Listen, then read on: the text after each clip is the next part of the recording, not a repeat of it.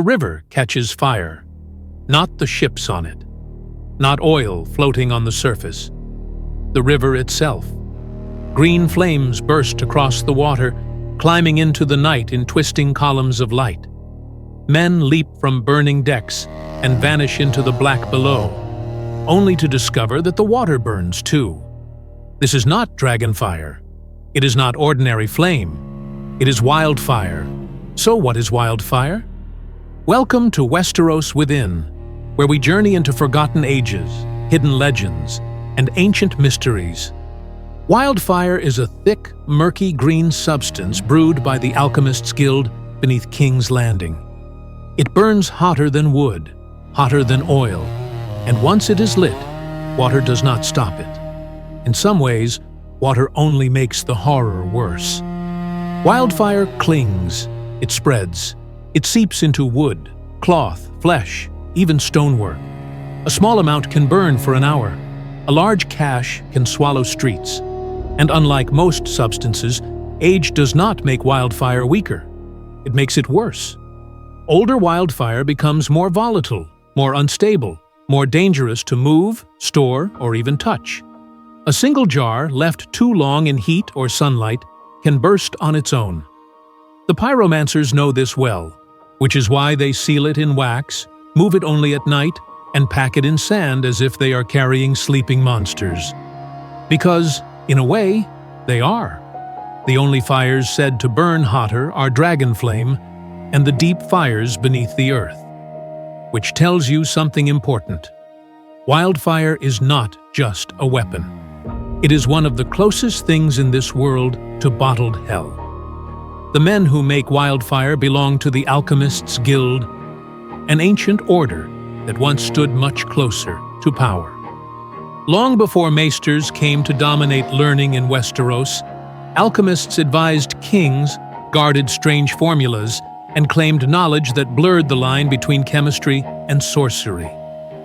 Over time, most of their prestige faded.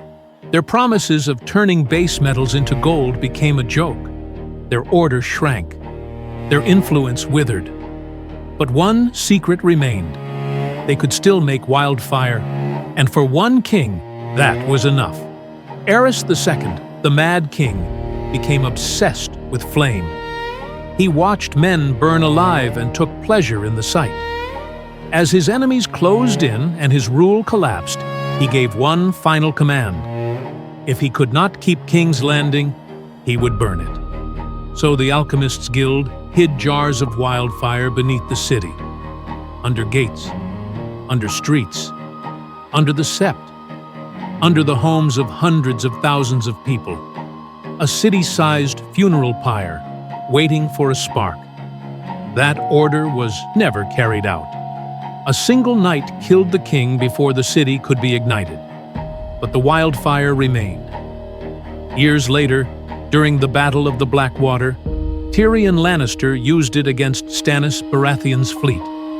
He sent a ship packed with wildfire drifting into the enemy armada. When it exploded, the river became a green inferno. Ships shattered. Men burned. The bay itself seemed to come alive in flame. It was one of the most devastating weapons ever unleashed in Westeros. And that is what makes wildfire so terrifying. It has no loyalty. The same substance a Mad King meant to use for mass murder became the very thing that saved his city from conquest. Wildfire does not know the difference between madness and strategy. It only knows how to burn. But there is something even stranger about wildfire. When Daenerys Targaryen's dragons were born, the pyromancers noticed a change. Their spells worked better. Their craft became easier. The wildfire they produced was stronger, more potent, more alive than it had been in years. That detail matters, because it means wildfire is not merely a volatile substance mixed in a cellar. It is connected to something older, something woven into the magical fabric of the world itself. The return of dragons did not just bring back dragonfire. It seems to have awakened wildfire too. That is why one of the wisdoms of the Alchemists Guild asked a question that sounded absurd at first. Are there any dragons about?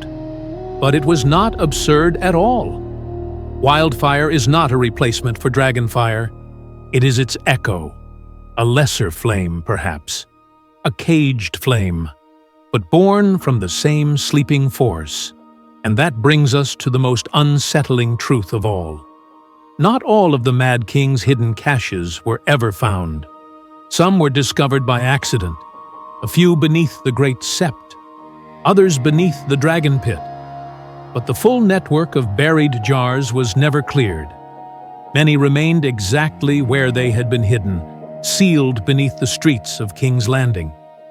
For years, the city kept living above them. Children playing in alleys, merchants shouting in the markets, lords feasting in the Red Keep, all of them walking over a fire that had never truly gone out.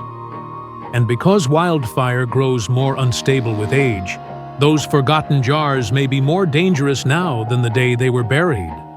So the threat never ended. It only sank below the stones. That may be the true nature of wildfire. Not simply a weapon, a promise, a threat laid down by a dying king and never fully erased.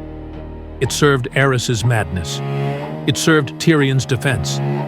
And one day, if the wrong spark finds the wrong place, it may still fulfill the order it was first given. Because somewhere beneath King's Landing, hidden in darkness, sealed in clay and wax, green fire is still waiting.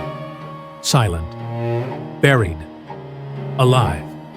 If you want more secrets uncovered from the world of Westeros, subscribe and stay with us. And tell me in the comments, do you think the wildfire hidden beneath King's Landing was ever truly gone? Or only sleeping? Westeros within. The stories they never told you.